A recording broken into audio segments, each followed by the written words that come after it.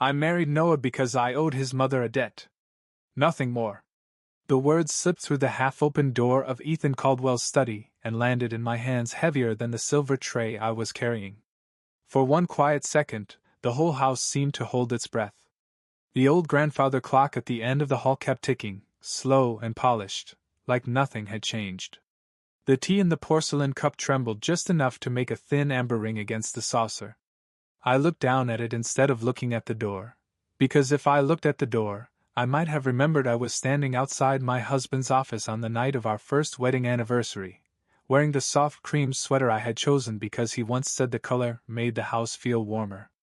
Inside, Ethan's voice continued calm as winter glass.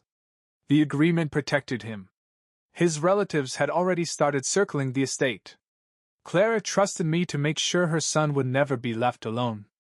A man answered him, probably Mr. Harris, the family attorney, but I barely heard the reply. I only heard that one word. Debt. Not love. Not even fondness. A debt. I had spent the entire afternoon cooking because Ethan hated restaurant food when he was tired. Rosemary chicken, roasted carrots, mashed potatoes whipped with too much butter the way he secretly liked, and a small vanilla cake cooling under a glass dome in the kitchen. I had set 2 candles on the dining table, then removed one because it looked too hopeful. I had told myself not to expect anything. Ethan was busy. Ethan was reserved. Ethan showed care in ways other people might miss. That was what I had told myself for 12 months, every time he came home late and thanked me with the same distant politeness he used for the driver, the housekeeper, the clerk at the bank. I had told myself a gentle heart could survive in a cold house if it stayed patient enough. The tray shifted in my hands. The spoon tapped once against the cup. It was such a small sound, but the door opened immediately. Ethan stood there in his dark suit, his tie loosened by half an inch, his pale blonde hair still perfect except for one strand near his temple. His gray eyes moved from the tray to my face. For the first time that night, his calm cracked. Noah. I smiled because my body knew how to do that before my heart could decide not to. Your tea was getting cold. Mr. Harris stood behind him with a leather folder pressed to his chest, suddenly fascinated by the floor. I stepped forward and placed the tray on the edge of Ethan's desk. The room smelled like cedar, paper, and the faint rain clinging to his coat. It was the smell I had trained myself to recognize as home. How embarrassing. How terribly human of me. Ethan reached out as if to stop me, but his hand paused in the air between us. He had always been careful not to touch me without a reason. Once, I thought that meant respect. Tonight, it felt like proof that even his kindness had boundaries I was never meant to cross. Noah, that is not what I meant. His voice was lower now. Not cold. Almost urgent. I looked at the neat stack of contracts on his desk, at my name printed beneath his in black ink, at the gold band on his finger that had never looked heavy to him. I am sorry, I said softly. I did not know I was part of a debt. His face changed then, not dramatically, not enough for anyone else to call it pain. But I saw it. I saw the way his jaw tightened, the way his breath caught before he forced it steady again. Ethan Caldwell, the alpha who could silence boardrooms with a glance, looked at me as if I had stepped back from a ledge he had not realized I was standing on. I bowed my head, because some habits were harder to break than hearts, and turned toward the hallway. Behind me, he said my name again. Just my name. No command. No explanation. No love. I kept walking past the dark dining room, past the table set for 2, past the cake waiting under glass like a foolish little dream. In the kitchen, I took off my apron, folded it neatly, and placed it beside the untouched plates. Then I looked at my wedding ring, bright under the warm stove light, and for the first time since the day Ethan put it on my finger, I wondered if it had ever meant the same thing to both of us. The first thing I did after realizing my marriage had been built on a promise to a dead woman was wash the dishes. It was absurd, but grief has strange manners. It does not always fall to the floor and scream. Sometimes it rolls up its sleeves, turns on the faucet, and scrubs buttercream from a cake knife while the house behind it stays painfully quiet. The water ran hot enough to redden my fingers. I kept my eyes on the sink, on the little bubbles clinging to the edge of the plates, on anything that was not the reflection of my own face in the dark kitchen window. I looked too calm there. Too practiced. Like an Omega who had spent a whole year learning how to be disappointed without making noise. The dining room behind me still glowed with the soft gold of the candles. One had burned lower than the other, wax gathering at its base like frozen tears. I had planned to blow them out when Ethan came home, maybe laugh and say dinner could be reheated. I had even imagined him noticing the cake. Not praising it, exactly. Ethan did not praise easily. But maybe he would look at it for a second longer than necessary and say, "You made this?" in that quiet voice of his. I had been willing to build an entire anniversary out of a single second of being seen. That was the embarrassing part. Not that he had forgotten. Not even that he had said the word debt. The embarrassing part was how little I had been asking for, and how much it still hurt not to receive it.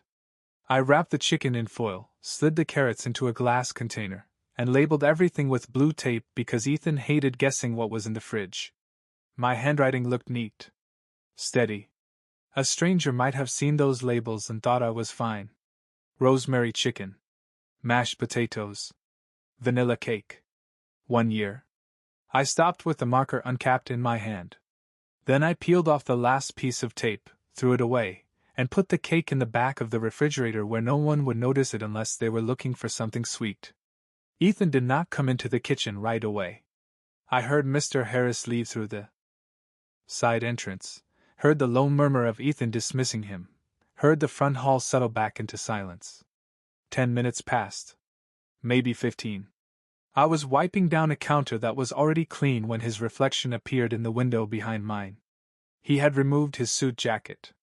His sleeves were rolled to his forearms, a rare crack in his perfect armor.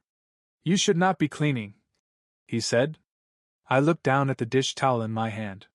"It is my kitchen too, is it not?" He went still. The question was gentle. That was the worst part.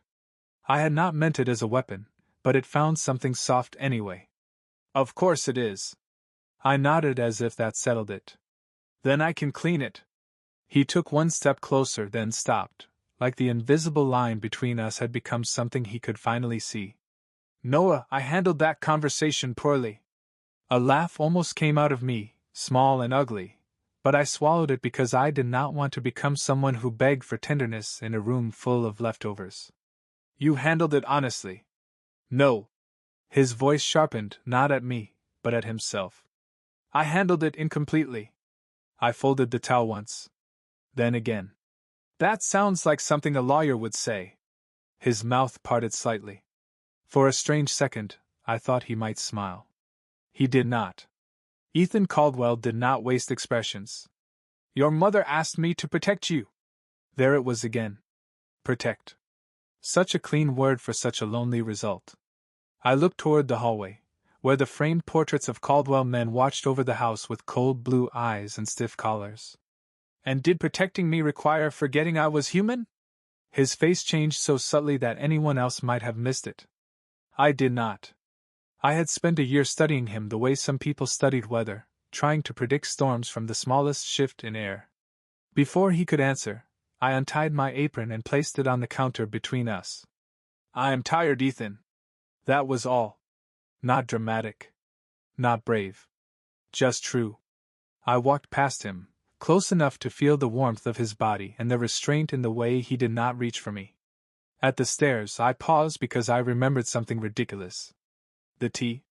His tea was still sitting untouched on the desk, exactly 2 sugars for Mr. Harris, none for Ethan, steeped for 4 minutes because 3 made it too weak. I hated that I remembered. I hated that part of me still hoped he had noticed.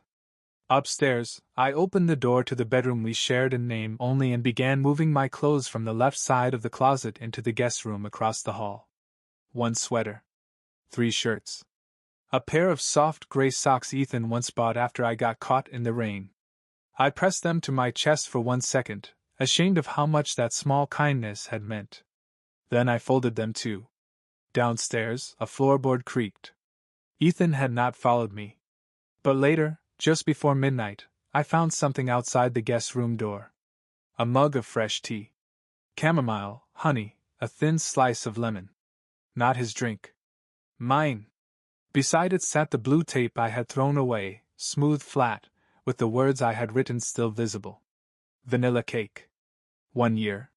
By morning, the mug was cold, the tea untouched, and I hated myself a little for noticing that Ethan had remembered the lemon. It sat outside the guest room door like an apology too small to open, pale and quiet in the early light. I stepped over it carefully and went downstairs before the staff arrived, because the last thing I wanted was Mrs. Vale looking at me with that soft, knowing sadness housekeepers seem to inherit with age. The kitchen smelled faintly of vanilla and rosemary, last night's dinner packed neatly away in the refrigerator, as if grief could be stored in glass containers and reheated later.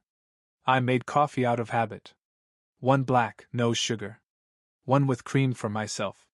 Then I stopped, staring at the 2 mugs side by side. His. Mine. A marriage in porcelain. I poured Ethan's down the sink. The sound was louder than it should have been. At 7:20, he entered in a charcoal suit, phone in one hand, cufflinks unfinished at his wrists. To anyone else, he looked exactly the same. Cold. Expensive. Untouchable. But I saw the faint shadow under his eyes and the way his gaze went first to the counter, searching for the mug that was not there. "Good morning," he said. "Good morning." My voice came out calm. Too calm. He looked at the empty space beside my cup, then back at me. "I can make my own coffee." "I know." That should have ended it. Instead, the silence stretched, filling the kitchen until the refrigerator hum sounded like thunder. Ethan moved toward the coffee machine, but his left cuff link slipped from his fingers and clicked beneath the island. We both bent at the same time. The space under the marble counter was narrow, too narrow for 2 people pretending they were not aware of each other. His shoulder brushed mine. Not even a real touch. Just wool against cotton. Still, every careful wall I had built overnight remembered being lonely. Ethan froze first. His hand hovered near the cuff link, inches from mine. "Sorry," he said, and the word was so soft I almost missed it. Not the polished apology of a man correcting a social mistake. A real one. I reached for the cuff link, but my sleeve caught on the cabinet handle. Before I could pull away, Ethan's hand came up, slow enough that I had time to move if I wanted to. He did not touch my skin. He only freed the fabric with 2 careful fingers, his face turned slightly away as if giving me privacy inside a moment too small to deserve it. "There," he said. I should have thanked him. Instead, I asked, "Is this how you protected me?" His eyes lifted to mine. In the cramped space beneath the counter, there was nowhere for either of us to become formal again. "By standing close enough to fix things I did not ask you to fix, but far enough away that you never had to feel responsible for what I felt?" The question landed between us with the cuff link, bright and silver and impossible to ignore. Ethan's expression did not harden. That almost made it worse. "I thought distance was safer." "For who?" He did not answer quickly. Outside, tires whispered over the wet driveway. Somewhere in the house, the heating system clicked on. His voice, when it came, was low. "At first, for you." I looked at him then, really looked. At the man who had signed papers to protect my inheritance, who had never raised his voice, never demanded affection, never crossed a line, and somehow still managed to leave me starving. In a room full of warmth. "And later?" His jaw tightened. "Later for me." It was the first selfish thing he had ever admitted to me. The first honest thing. I pulled my sleeve free completely and slid out from beneath the island, needing air, needing distance, needing not to care that his confession had reached for some foolish part of me. Ethan followed, but kept to the other side of the counter. The public version of him returned when his phone rang. His posture straightened. His voice turned smooth and cold as he answered a call from a board member, saying words like acquisition and liability with the same calm precision that made men twice his age obey him. I told myself not to watch. I watched anyway. Then his gaze shifted, catching on the thin red mark across my wrist where the cabinet handle had scraped me. His sentence stopped. Only for half a second, but I saw it. He opened the drawer beside him without looking, took out the small first aid kit Mrs. Vale kept there, and slid it across the counter toward me while continuing the call as if nothing had happened. Cold to the world. Careful with me only when no one was supposed to notice. I stared at the little white box. It should not have moved me. It did. And that was the problem. Because just as I touched it, his voice cut through the call, sharp enough to chill the room. Cancel my 10 o'clock meeting. My husband is not feeling well. My husband. The words should have felt like a claim. Instead, they sounded like something he had finally remembered how to say. For the rest of that morning, I tried very hard not to think about the words my husband had used like they were ordinary. My husband. 2 syllables said into a phone call, and somehow they followed me from the kitchen to the laundry room, from the laundry room to the back hallway, and finally into the glass house where I hid among basil, thyme, and the stubborn little lemon tree Ethan kept forgetting he owned. I told myself it did not matter. People said things for convenience all the time. Maybe he had only said it because board members understood marriage better than feelings. Maybe husband was easier than explaining why he had canceled a meeting for an omega with a scratched wrist and a wounded pride. Still, I replayed it while trimming dead leaves from the basil. Then I got annoyed at myself and trimmed too much. Perfect, I muttered, holding up the sad little stem. Now both of us are emotionally overpruned. Mrs. Vale found me there 20 minutes later, carrying a folded blanket and the expression of a woman who knew more than she planned to say. She was in her 60s, small, sharp-eyed, and somehow able to make silence feel like a lecture. Mr. Caldwell asked me to bring this.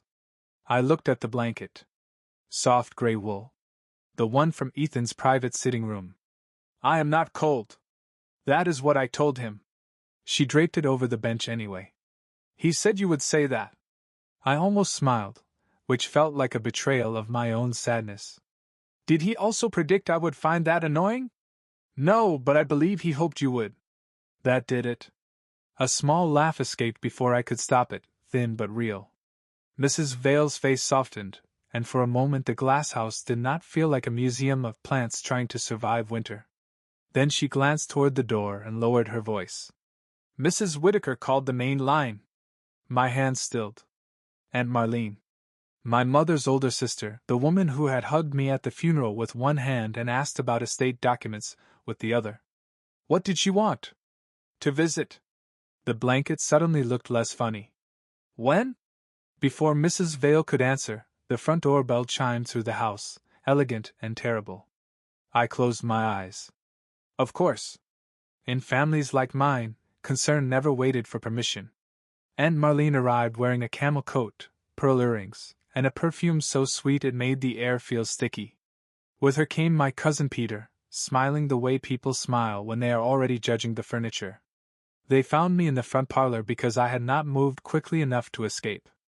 Noah, sweetheart, Aunt Marlene said, taking both my hands and squeezing them just a little too hard. Her eyes flicked to my ring, then to the staircase, then to the empty space beside me. Are you alone again? The word again slid under my skin. Ethan is working. Of course he is. Peter wandered toward the fireplace, studying a Caldwell family portrait like he expected it to apologize. Men like that do not marry for companionship. I kept my voice gentle. You do not know him. Aunt Marlene gave me a sad little smile that made me feel 12 years old. We know enough. Your mother would have hated seeing you disappear into this house. That hurt because part of me feared it was true. The room blurred at the edges, not with tears, exactly, but with the strain of holding myself together politely. My mother trusted Ethan. Your mother was dying, Peter said, too quickly, too carelessly. People make sentimental mistakes when they are dying. The temperature in the room seemed to drop. I did not turn around, but I knew Ethan had entered before anyone spoke. The air changed around him, not loudly, not dramatically, but with the quiet pressure of a door closing against a storm. Mr. Whitaker, Ethan said, his voice smooth enough to be dangerous in the most civilized way. You are standing in my home, speaking about a woman who showed more grace on her worst day than you have shown in your entire visit. Peter's smile vanished. Aunt Marlene straightened. Ethan, we are only concerned for Noah. Then speak to him with respect. He crossed the room, not to stand in front of me, not to make a display, but to stand beside me. Close enough that I could feel his presence. Far enough that I still had room to breathe. Noah is not a misplaced heirloom you came to retrieve. My throat tightened. I hated how badly I needed those words. I hated that he said them perfectly. Aunt Marlene's face cooled. And what is he to you, exactly? There it was. The question I was too afraid to ask and too tired to avoid. Ethan looked at me first. Not at them. At me. His eyes held something uncertain, something almost exposed. Then he said quietly, "Someone I failed by treating protection like love." No one moved. Even Peter had the sense to be silent.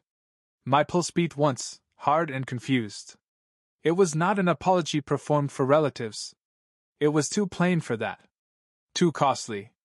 Aunt Marlene laughed soon after, offended in the elegant way rich people manage when they lose control of a room. Peter followed, muttering something about legal review that Ethan ignored completely. When the door closed, the house exhaled. I should have thanked him.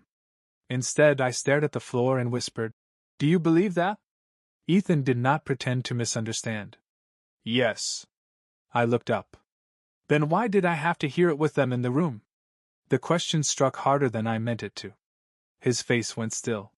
Before he could answer, Mrs. Vale appeared at the parlor entrance, holding a small cream envelope. "This was left with the mail, sir." Ethan took it, glanced at the handwriting, and every bit of color drained from his face.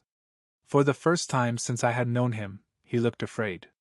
On the front, in my mother's handwriting, was my name. The envelope looked too fragile to carry the weight it suddenly had. Cream paper, softened at the corners, my name written in my mother's careful hand. Noah. Just 5 letters, but they made the room tilt in a way no argument ever could. I reached for it, then stopped, because Ethan was still holding it like a man afraid paper could burn. "Where did this come from?" I asked. Mrs. Vale answered gently from the doorway. "It was inside a sealed box from the Whitaker storage unit. Your aunt's attorney released several items this morning." Aunt Marlene. Of course. Even gone from the room, she had found a way to reach back in and touch something tender. Ethan handed me the envelope without a word. His fingers brushed the edge of mine for half a second, careful and cold with restraint. I sat on the sofa because my knees did not feel reliable, then opened it with the same caution I used as a child when unwrapping Christmas ornaments from tissue paper. My mother's handwriting filled one page. No legal language. No instructions. Just her voice, somehow alive in blue ink. "My darling Noah, if you are reading this, it means I trusted the right person and still left you with questions." I covered my mouth. Ethan turned toward the window, giving me privacy, but his shoulders were too still. He had read this before. Maybe not this exact letter, but something like it. Something that had tied him to me long before I understood the knot. I kept reading. "Ethan Caldwell is not an easy boy." She had written boy, not man, and despite everything, a small broken laugh slipped out of me. "He has spent too many years being praised for being useful and not enough being held when he was afraid. Do not mistake his silence for emptiness. But do not let his silence become your home." That sentence settled into the room like a third person. I heard Ethan breathe in, slow and uneven. My mother had known. Somehow, from a hospital bed, with her hands thin as paper and her favorite yellow cardigan folded at her feet, she had seen both of us more clearly than we had seen ourselves. The letter continued, and her words brought back a memory so sharp I could smell disinfectant and vending machine coffee. I was 17, sitting beside her bed in a plastic chair that squeaked every time I moved. Ethan had been 24 then, already wearing suits that made nurses whisper, already carrying the kind of loneliness money could not soften. He came every Thursday at 6, never late, always with grocery store daisies because my mother once said expensive flowers looked embarrassed in hospitals. He would stand awkwardly near the door until she patted the chair and told him to stop pretending he was furniture. Sometimes she made him eat half her pudding cup. He always claimed he did not like pudding. He always finished it. I had thought he was visiting out of politeness. I had not known my mother was quietly teaching a frozen person how to sit in a warm room. My eyes blurred over the last paragraph. If Ethan offers you safety, accept it if you need it. But my sweet boy, safety is only the floor of a house. Love must be the light. Promise me you will not spend your life grateful for a roof if your heart is still standing outside in the rain. I folded the letter once, then pressed it against my chest. For a long moment, nobody spoke. Outside, a delivery truck rolled past the gates, ordinary and bright blue, painfully normal. Somewhere down the hall, the dryer chimed its cheerful little song, announcing that towels were done while my life quietly changed shape. I almost laughed again. Americans could build machines that sang about laundry, but not one that told you what to do when your dead mother understood your marriage better than you did. Ethan finally spoke. She gave me a letter too. I looked up. When? The week before she passed. His voice was controlled, but barely. She asked me to make sure you had choices. Money. Protection. A place no one could take from you. And you heard marriage. His eyes closed for a second. I heard responsibility. Because responsibility does not leave. The question came out softer than anger. That made it more dangerous. Ethan looked at me then, and the answer was written all over his face before he said it. Yes. There he was. Not the untouchable alpha on magazine covers. Not the man who could cancel meetings with one sentence. Just someone who had been left young enough to believe love was unreliable, but duty could be locked in a safe. My chest hurt with the unfairness of it. For him. For me. For my mother, who had tried to leave behind light and accidentally handed us a match neither of us knew how to use. Ethan, I said, holding the letter tighter. I cannot be another promise you keep because you are afraid to want me. His jaw trembled once. So small. So human. I know. I stood, and this time when I walked past him, he did not ask me to stay. At the staircase, I paused and looked back. He was still by the window, one hand braced against the frame, staring out at the gray morning like it had finally asked something from him he could not buy, fix, or control. On the coffee table, my mother's letter lay open again, the last line visible from where I stood. Choose warmth, even if it takes courage. And for the first time, I wondered which one of us she had really been warning. For 3 days after my mother's letter, Ethan became colder in the way people become quiet when they are trying not to break something. He did not avoid me completely. That would have been easier to hate. Instead, he became precise. Careful. He left for the office before breakfast and came home after dinner, but every morning there was a mug of chamomile outside the guest room door, fresh enough to steam. Every night the hall light stayed on, even though the Caldwell house had always preferred shadows. He was learning my fears like a language he was too late to speak, and I was too tired to translate. On the 4th morning, I found a small white card beside the tea. Not a note. An appointment reminder. Whitaker Estate Review, 10:30 in the morning, Caldwell Legal Offices. My stomach tightened. I read it twice, then a third time, hoping the words would rearrange themselves into something less humiliating. Ethan had scheduled a meeting about my mother's estate without asking me. Again. Protection dressed as control. Responsibility wearing a suit. I almost went to his study, almost knocked, almost asked why he could defend me in front of my aunt but still make decisions around me like I was a child standing in the rain. Instead, I folded the card in half, placed it in the trash, and packed a small overnight bag. It was not dramatic. 2 sweaters, jeans, socks, my toothbrush, my mother's letter tucked inside the front pocket. I left the wedding ring on because taking it off felt too much like begging him to notice. Mrs. Vale found me near the back door with my coat over one arm. Her eyes dropped to the bag, then returned to my face. She did not ask if I was leaving. She only said, "It is supposed to rain tonight." I smiled a little. "Then I will buy an umbrella." Her mouth tightened, but she nodded. "There is a studio apartment above the old florist on Maple. The owner is my cousin. It is small, but the heat works." That was how I knew she had been waiting for me to choose myself. Not pushing. Not pitying. Just keeping a door unlocked somewhere else in the world.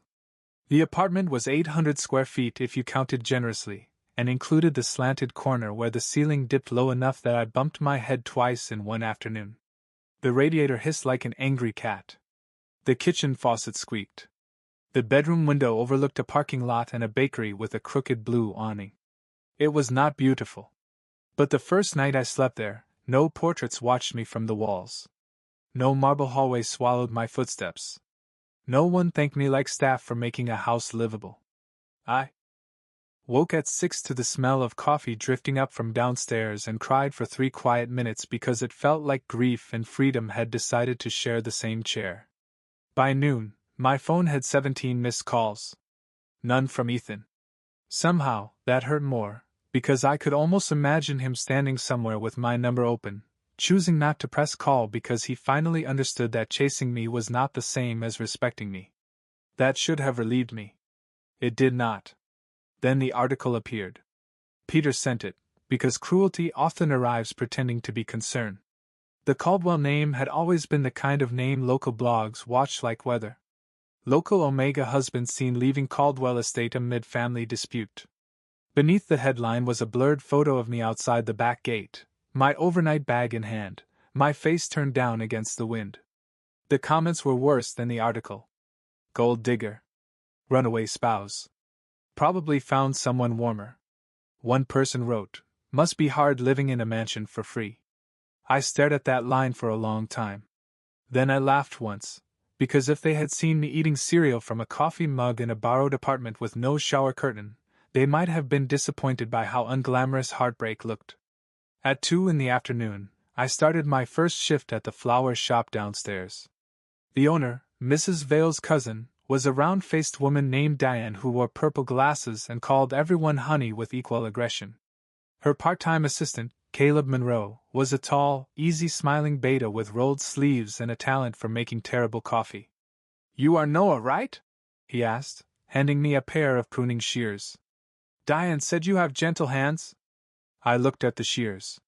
"That sounds like a dangerous thing to say while giving someone blades." Caleb grinned. "Fair. Let us call them emotionally responsible hands." It was such a normal joke that I almost did not know what to do with it. So I smiled. A real one. Small, but mine.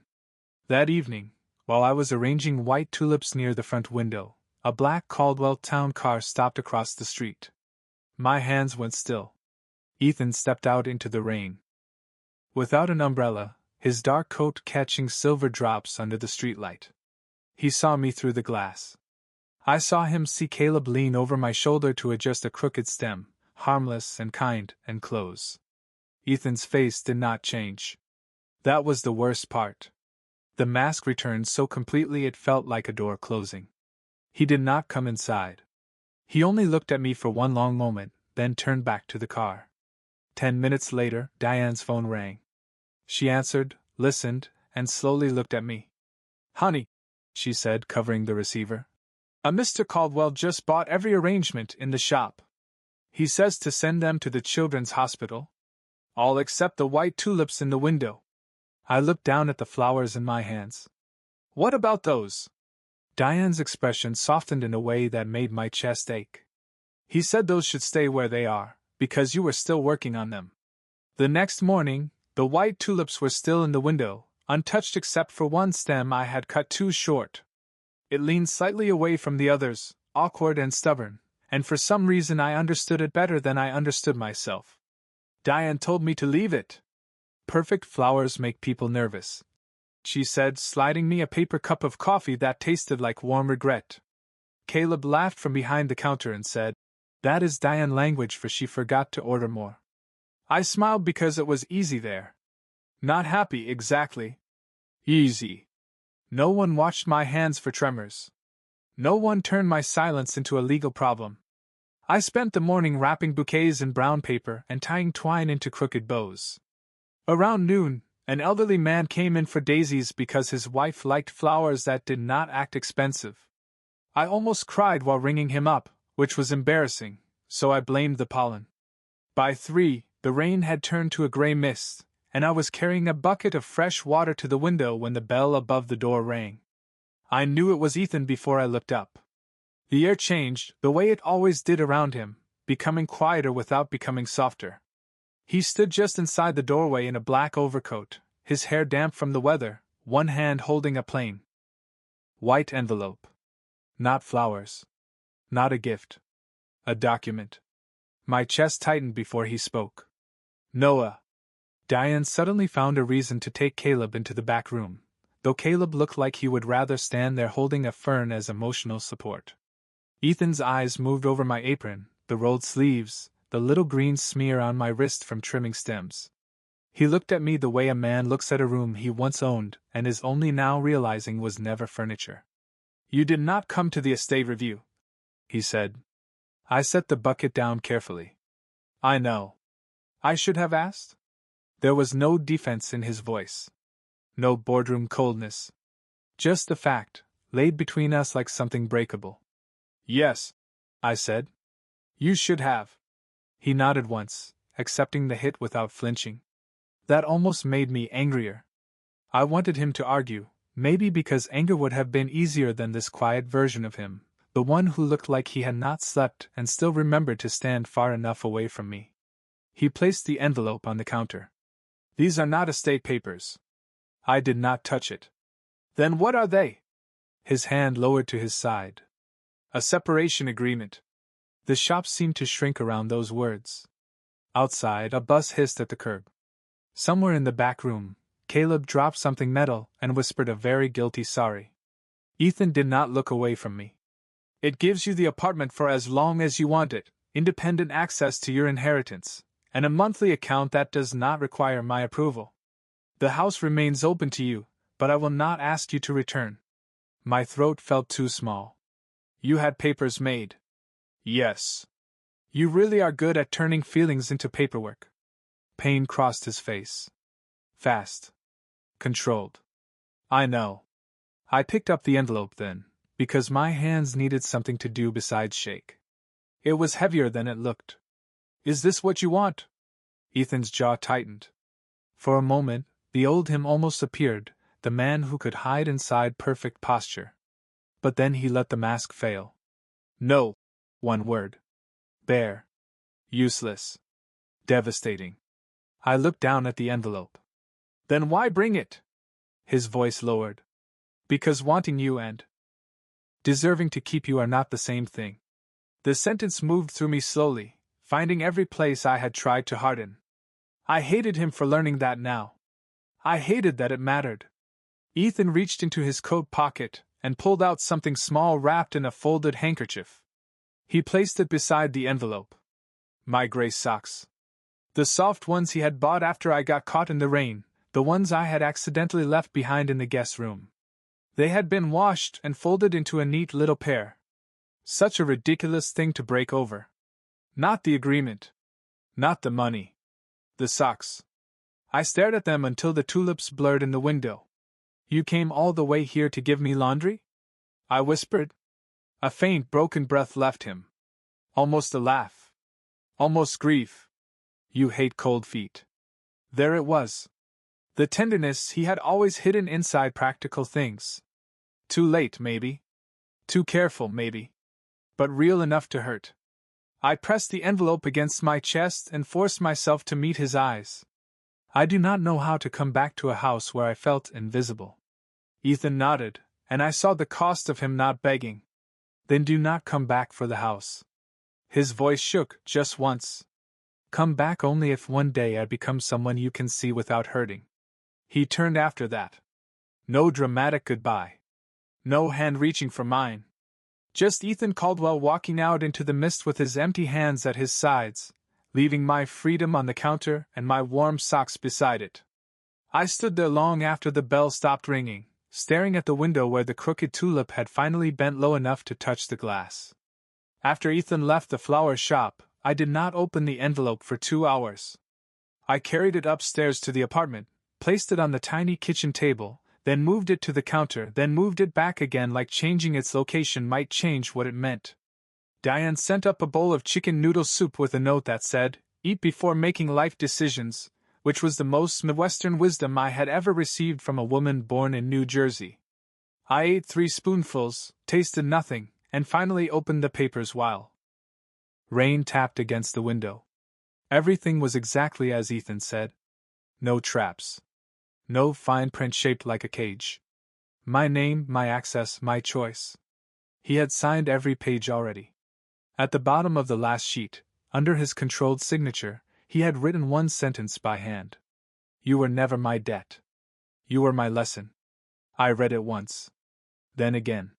Then I folded the page too carefully and put it beneath my mother's letter, because I did not know what else to do with a truth that arrived after it had already hurt me. Across town, the Caldwell house became famous again for all the wrong reasons. The article about me leaving should have lasted 1 day, maybe 2, but Peter fed it like a stray cat. He wanted to become a monster.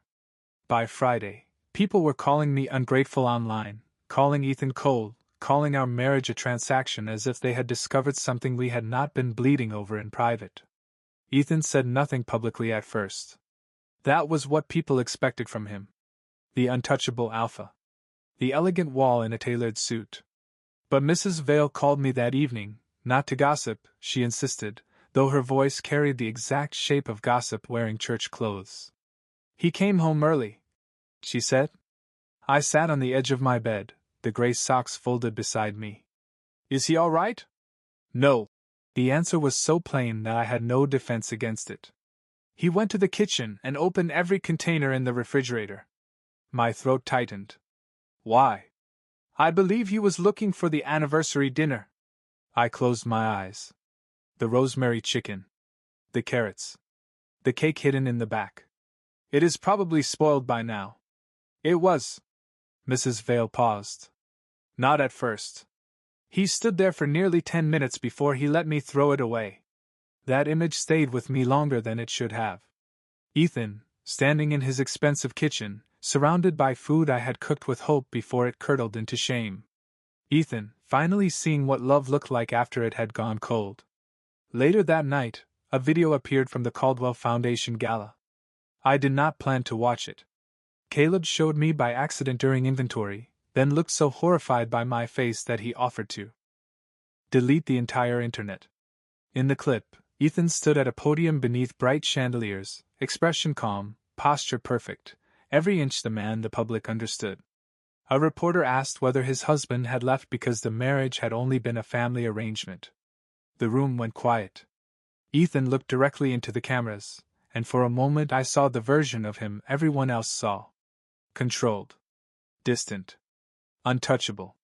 Then he said, My husband left because I made a home safe enough to live in, but not warm enough to stay in. No one spoke. Not even the reporters. Ethan continued, voice steady but stripped of its usual armor. Noah Whitaker owes me nothing.